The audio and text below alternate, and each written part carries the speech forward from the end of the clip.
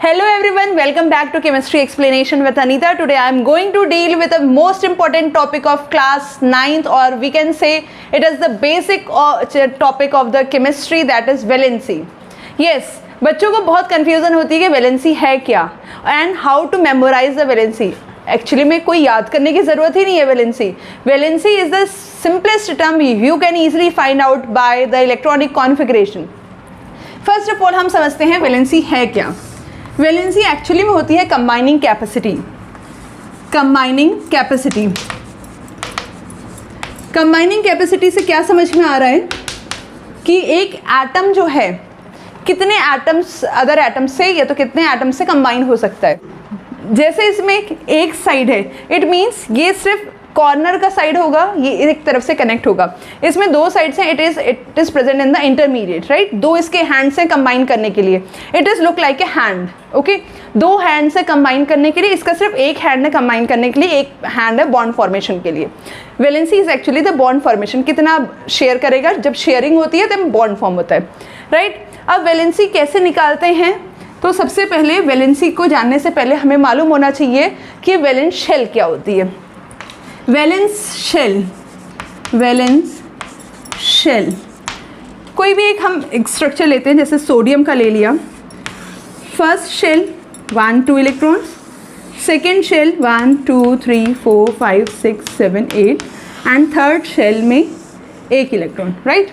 तो जो outermost shell है, कौन सी आउटर मोस्ट है, ये इनर मोस्ट हो गई, ये उसकी बाहर वाली होगी, ये सबसे आउटर मोस्ट. जो आउटर मोस्ट शेल है उसमें जो इलेक्ट्रॉन्स प्रेजेंट होंगे दैट इज द वैलेंसी. तो इसमें एक इलेक्ट्रॉन प्रेजेंट है, it means this is valence electron and this shell is called valence shell. Okay, valence shell में जो इलेक्ट्रॉन्स प्रेजेंट होते हैं that is called valence electrons. ये वैलेंस इलेक्ट्रॉन्स जो होते हैं वही एक्चुअली में वैलेंसी को डिफाइन करते हैं या उसी पे डिपेंड करती है valency. I hope this is clear to you. अगर हमें वैलेंस इलेक्ट्रॉन पता चल गया तो हम वैलेंसी कैसे निकालेंगे, राइट. तो सबसे पहले हम इसको देख लेते हैं. अगर वैलेंस इलेक्ट्रॉन 1 है तो इसकी वैलेंसी 1 होगी, 2 है तो वैलेंसी 2 होगी, 3 है तो वैलेंसी 3 होगी एंड 4 है तो वैलेंसी 4 होगी, राइट. 4 के बाद आता है 5 6 7 8. मैक्सिमम 8 इलेक्ट्रॉन्स फिल होते हैं तो ऑक्टेट कंप्लीट हो जाता है.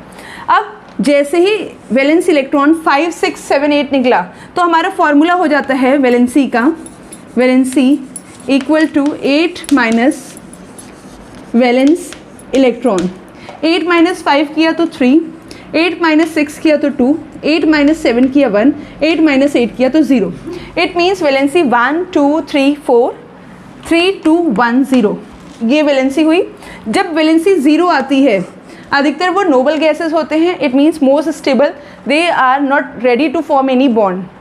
एंड वैलेंसी 1 हुई तो मीन्स 1 बॉन्ड बनेगा, वैलेंसी 2 हुई 2 बॉन्ड्स बनेगा, 3 है तो 3 बनेगा, 4 है तो 4. Depending upon that it is used in making the bonds, right. जैसे कि सोडियम ऑक्साइड, एक एग्जाम्पल ले लेते हैं सोडियम ऑक्साइड का. सोडियम ऑक्साइड, अब फॉर्मूला क्या होगा सोडियम ऑक्साइड का, Na सोडियम. हमें मालूम है इलेक्ट्रॉनिक कॉन्फ़िगरेशन इसका 281 होता है. जब 1 है तो इसकी वैलेंसी 1 हुई, राइट. वैलेंसी 1 हो गई. और ऑक्साइड बोला तो ऑक्सीजन होगा, इसका इलेक्ट्रॉनिक कॉन्फ़िगरेशन किए तो ये आया, इसकी वैलेंसी हो गई 2, राइट. हमने इस तरह से लिख दिया. क्रॉस मल्टीप्लाई किया और वो भी क्रॉस मल्टीप्लाई करके जो फॉर्मूला बना वो Na2O बना. अब क्रॉस मल्टीप्लाई का ज़रा सा मैं एक्सप्लेन करती हूँ कि ये जो क्रॉस मल्टीप्लाई करते हैं actually what's the concept behind that. Sodium है, सोडियम के पास सिर्फ एक डॉट है, एक हैंड है बॉन्ड बनाने के लिए. ऑक्सीजन के पास दो तरह से वो जुड़ने की पॉसिबिलिटी है, 2 इलेक्ट्रॉन्स हैं, राइट. अब एक ऑक्सीजन से तो सोडियम बना लेगा बॉन्ड, बट दूसरा इलेक्ट्रॉन स्टिल उसका फ्री रहेगा. मीन्स मेटल है तो metal generally loses the electron to become the stable. तो ये लूज़ करेंगे, ये डोनेट करेंगे इसको, ये इसको डोनेट करेगा, जिसकी वजह से Na+ बनेगा. क्योंकि 2 हैं तो 2 लगा दिया, 2Na+ और O 2 माइनस, क्योंकि O पे 2 माइनस है, जिसकी वजह से ये फॉर्मूला बनता है। I hope this video is very clear to you. Thank you.